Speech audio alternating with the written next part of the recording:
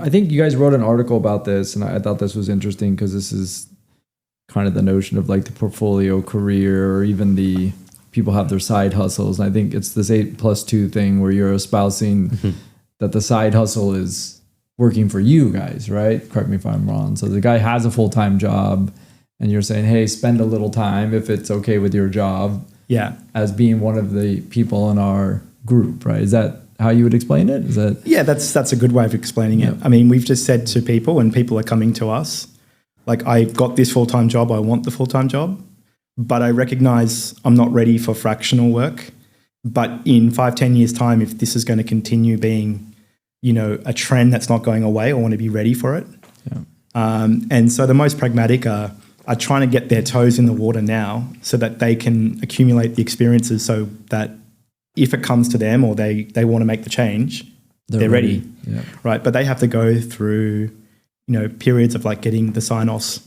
You know, they're not working at DBS or Goldman Sachs. I mean, in many cases, they're working for companies that allow them to have the separate, you know, option on doing something else, and they've got to get that approval to, you know, ensure no conflicts, as you said. Yeah.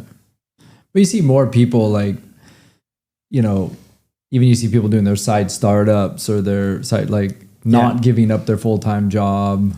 That's another great example of an archetype. I mean, one that actually works really well for us. I mean, we've got so many archetypes, but the person who, let's say, has worked at like a consulting company, and then they've worked, you know, in a bigger sort of corporate structure, and then they've gone out and now they're on their second or third startup, right? And they're in a startup where they're pursuing their ambition, and you know they sustain the burn of the company by just giving away 2-4 hours. Yeah. Right. So we can go and say, look, this person, by the way, is actually really cool for your company because, you know, let's say you've got a problem with credit, right? And this person's got a PhD in credit and they've got like some, you know, experience which is not competing with yours, but they can come in and just be that advisory or that builder for you. Then you save the idea of having to have a full-timer yourself. They make it a little easier for their company to sustain longer in terms of spending less money. And they really know that space. And they know the space, they've got the intrinsic motivation.